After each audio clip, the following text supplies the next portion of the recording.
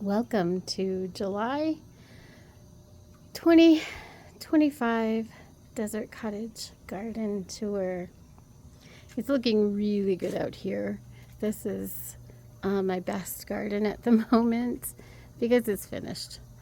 And this tree has gotten nice and healthy. The desert willow's gotten really tall. And look at all of those blooms and all of the bees all over it. I also see hummingbirds quite often. They're hard to capture on film.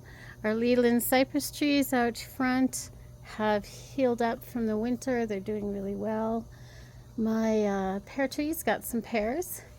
And the peach tree has all sorts of peaches, which is very exciting. I didn't think it had very many, but here's a bunch. There's a bunch. There's some back there. So I think that there should be enough to share with the birds, and we might grab a couple ourselves. The Russian sage has outdone itself this year. It's filled with honeybees, just filled, which is, of course, my goal.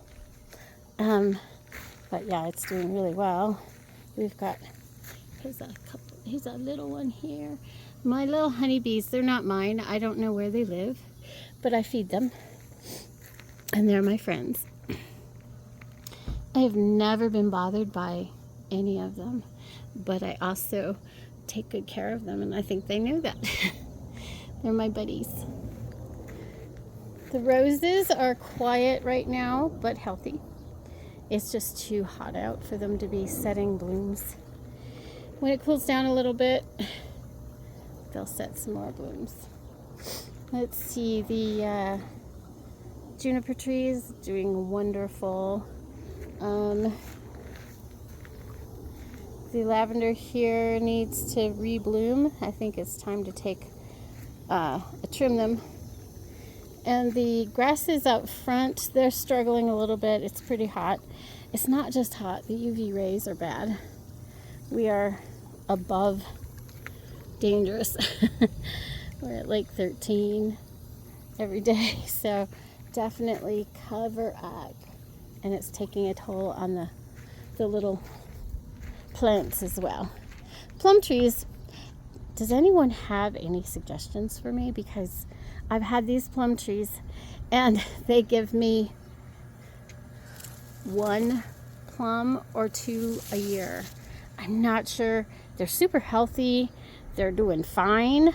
I don't know what I'm doing wrong as to why they're not producing plums. So see, I've got another one down there. Super healthy. Fabulous. Happy. Growing. They bloom with lots of flowers.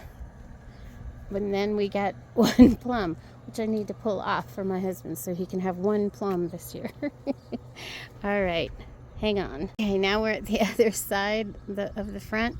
This grass is doing really well this year. This one, I don't know why, but it's doing better than the other 2 out front. And it gets the same amount of water. It's just healthier.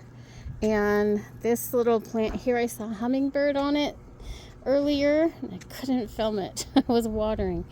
And then another Russian sage, which is struggling some. I want to put some, wood kind of fencing along the edge here to protect them from anything coming from other yards that are using pesticides and weed killer. This tree is doing really well, and it is giving exactly what I needed, shade to this rose. Look how healthy it is. Not blooming right now. Again, it's too hot, but in a little bit it'll be blooming, and I'm so happy that the rose itself is healthy. So that's pretty cool. All right, hang on again. So I do have 1 rose that's blooming a little bit. This one is beautiful. It's a bush. I tend to grow a lot of climbers because I love climbers, but the bush here is really quite beautiful. And we have 1 plume on this pampas grass here. They're going to need some extra attention. As you can see, they are in worse shape than that other one that we were just looking at on the other side. But look at my desert willow tree. It is super healthy. I'm so happy.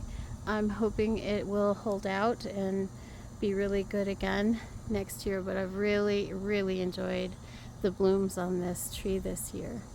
All right, guys, that's it for the desert cottage garden. Remember, be gentle with yourselves. There's only one you. And while you're at it, be gentle with everybody else too. Why not? Love you guys. Bye.